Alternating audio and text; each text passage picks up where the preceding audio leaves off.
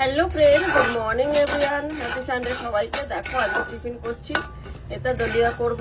দেখো এটা গমের খুদ হচ্ছে, এটা হালকা ঘি দিয়ে ভেজে নিলাম।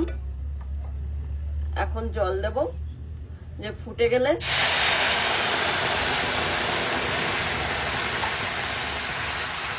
এটা দই দিয়ে করেও খাওয়া যায়, আবার দুধে করেও খাওয়া যায়। আমি দই দিয়েই করবো, ফুটে গেলে দই দিয়ে দেবো। খুব সুন্দর খেতে হয়। এদিকে ছেলে ম্যাগি করে রেখেছে, ম্যাগি খাবে।